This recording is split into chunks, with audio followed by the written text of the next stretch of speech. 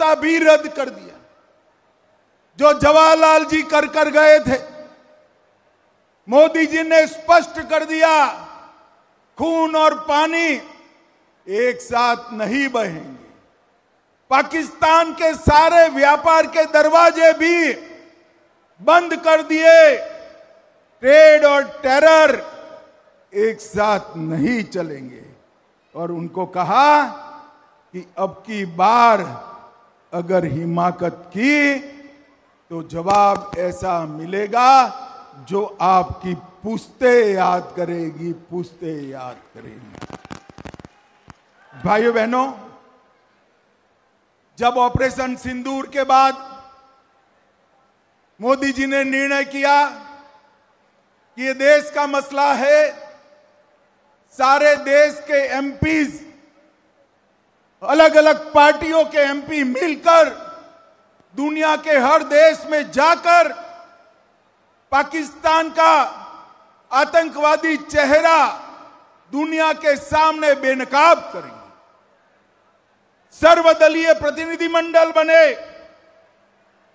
तो उद्धव सेना के एक प्रमुख नेता ने कहा, ये किसकी बारात जा रही, मुझे मालूम नहीं होता। ये उद्धव सेना को क्या हो गया है? ये बाला साहब की पार्टी हुआ करती थी एक जमाने में।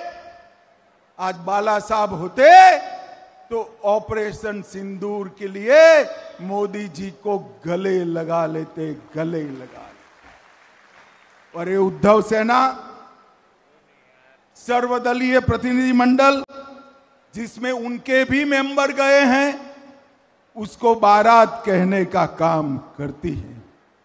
भाइयों बहनों, मराठावाड़ में देवेंद्र जी ने एक बहुत बड़ा कार्यक्रम शुरू किया था।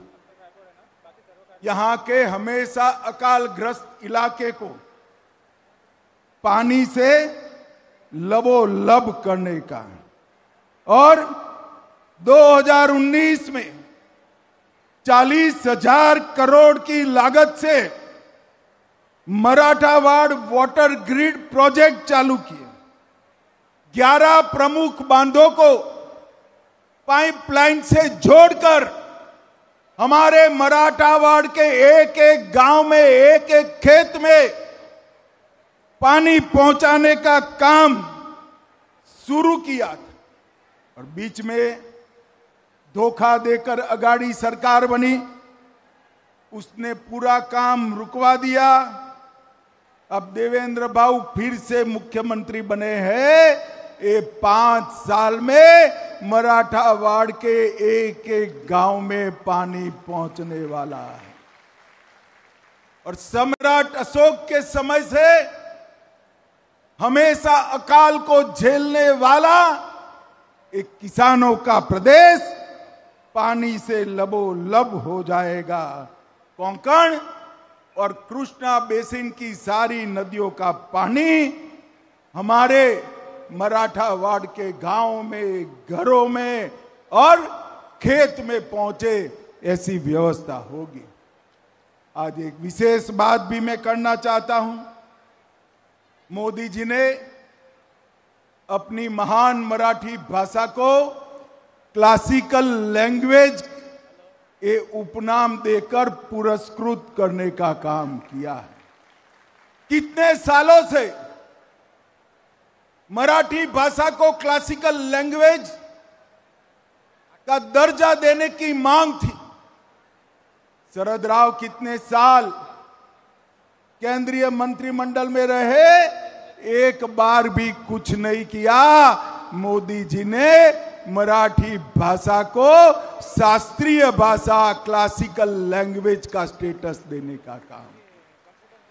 और आने वाले दिनों में देवेंद्र जी के नेतृत्व में महायुति की सरकार महाराष्ट्र को फिर से एक बार देश में नंबर 1 बनाने का रास्ता प्रशस्त करी है। मोदी जी ने तय किया है कि 2047 में विकसित भारत बनेगा। मुझे पूरा विश्वास है कि विकसित भारत बनाने में शिवाजी महाराज की ये धरती, तिलक महाराज और सावरकर की ये धरती का सबसे बड़ा योगदान होगा।